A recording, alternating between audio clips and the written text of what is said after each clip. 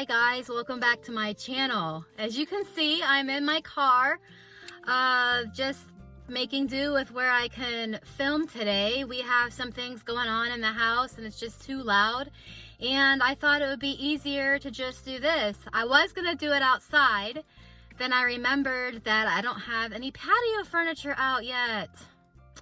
It's only March, you know, and we had snow last night, so why not?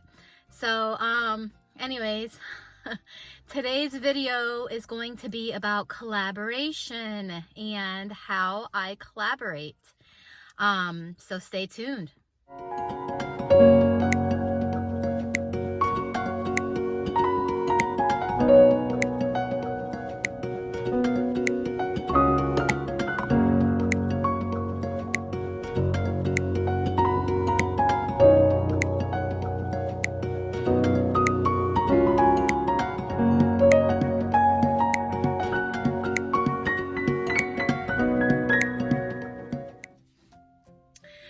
As I said, today's topic is about collaboration. I have been collaborating with fellow writers probably since 2012. I want to say the first time I wrote with someone was an amazing project. There were probably 10 to 12 of us, and what we did was create this gigantic world. It was fantasy, and I learned so much. Now, I am not a fantasy writer. I did think that maybe I could learn to be, but to be honest, I will read fantasy, but I'm not so much a fantasy writer as of yet. I lean more towards drama and adult fiction, historical fiction, poetry, stuff like that. But anyways, I was writing with these writers this fantasy project, and I learned so much.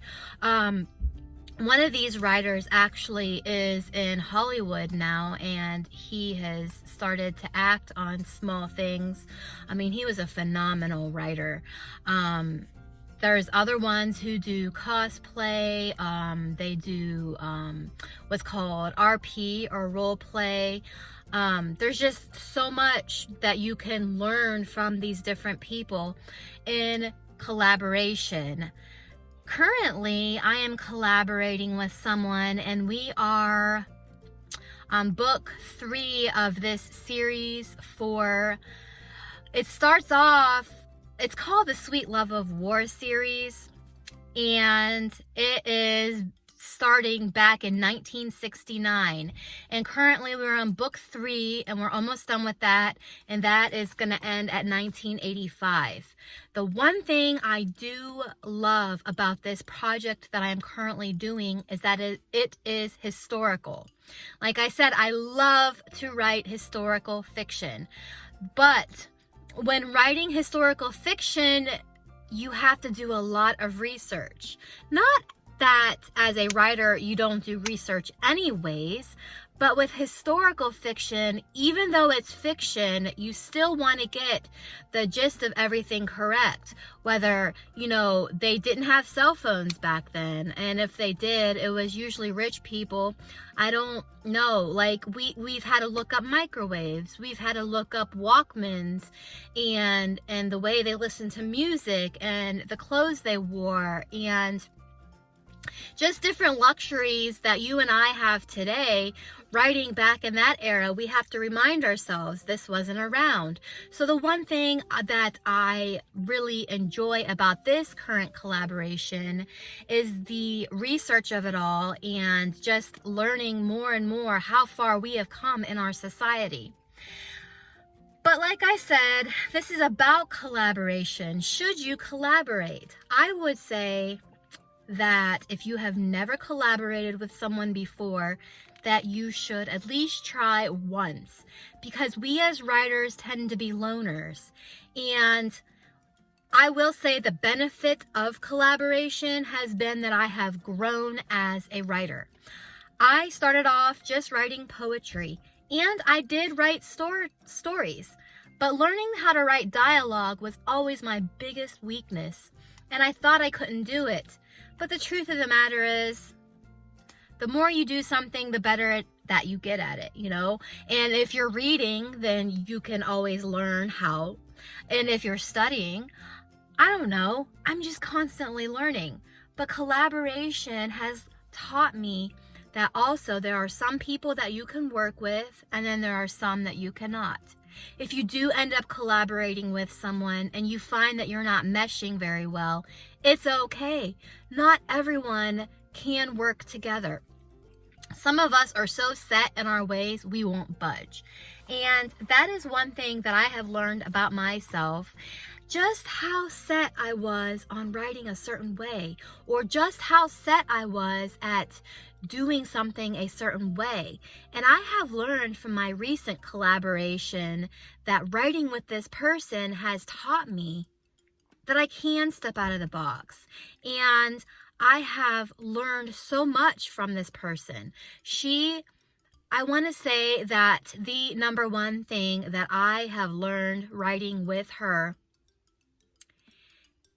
is that it's okay to mess up. It's okay if you don't have the timeline correct. Yes, we're writing historical fiction, right? And we do make sure that we have our facts correct. But when you're first getting it down on paper, get it down. It doesn't matter. I tend to be a perfectionist sometimes, and the one thing that I am constantly trying so hard to break is that OCD or perfectionism when it comes to writing.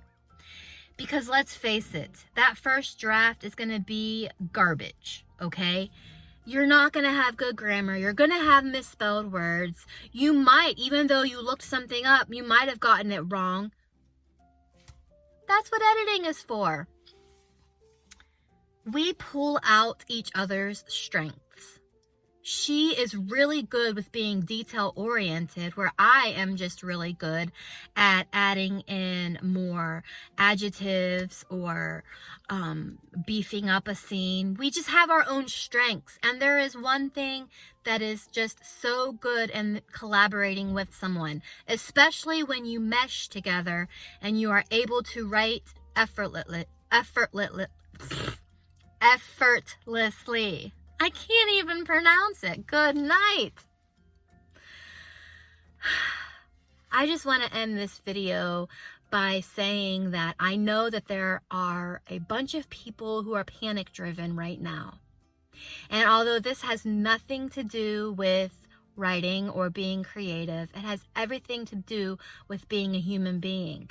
And I want to remind you that when you are in the midst of panicking and buying out all the toilet paper and buying out all the cleaning products, there is somebody who is on a fixed income.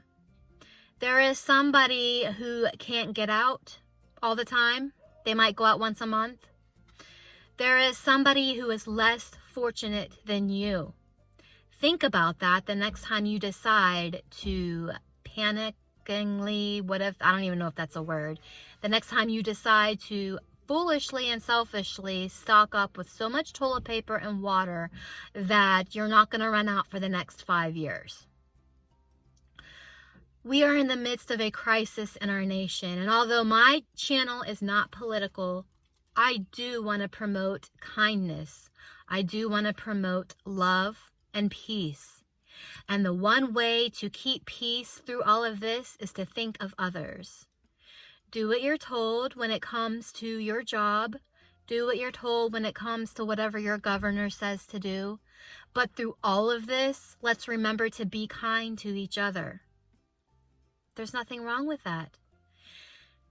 There are going to be panic. There is panic. There's what I call mass hysteria.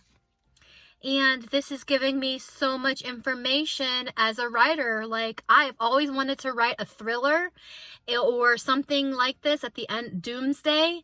Well, I'm living in it.